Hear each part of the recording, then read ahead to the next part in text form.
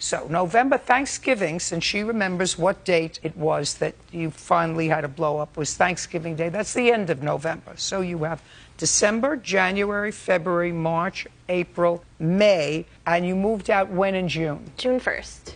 6 months rent. And the rent was $750? That's right. Now, I suppose if I asked you whether you had any proof that you paid rent after starting in December, you would say I did not pay rent. I can say that, yes. Okay, so you did not pay rent. So now you're going to show me, I assume, consistent with what your position was, all the paid bills that you paid in December for gas, electric, and cable. Correct. Okay, let's start with December.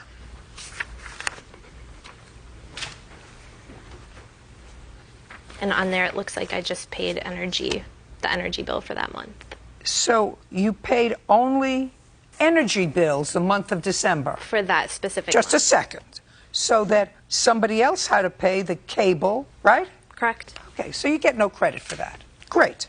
Now, what about January? January of 2016, I have a check stub here that I wrote to Ryan for $375, including some grocery bills that I can prove. I'd like to see that.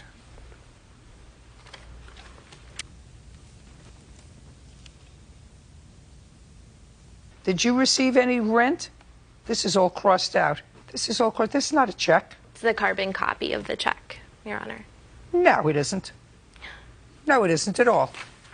It's a carbon copy of nothing. It's a carbon copy of something that you wrote yesterday. What's next? February. Okay, well, I have a carbon copy also for $375 that I wrote to Ryan. That you wrote yesterday. Go ahead. I want to see a canceled check. You know what a canceled check is from a bank? I do not.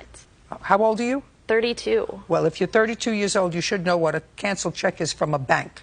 Go. Is that the same Next.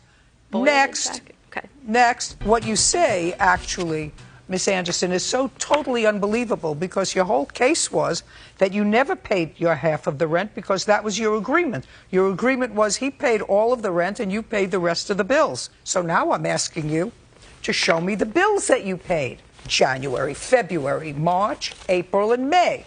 The other bills. So far you have nothing because you paid one electric bill for December, but then he had to cover the other utilities. And he also paid the rent, which you did not. So let's move on. For February and March, I actually do have some proof here that I did pay for the gas and the electricity bills. And what about the cable?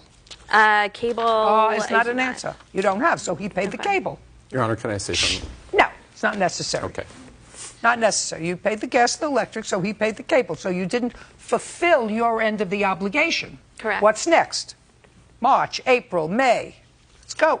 I have a lot of carbon copies of the checks that apparently aren't working here. So I don't know. I mean, so can all I of a explain sudden, myself? let me understand something. Yeah. So almost 3 years you lived together, pursuant to an arrangement that you testified to earlier, where he paid all of the rent, because that's what it also says in your answer, and you paid the utility bills. Then you had a big fight in November. Neither one of you wanted to move. It was clearly a hostile environment, right? And then you decided to pay your half of the rent.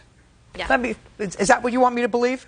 Some months I did, some months I didn't. No, but you have carbon copies for every month.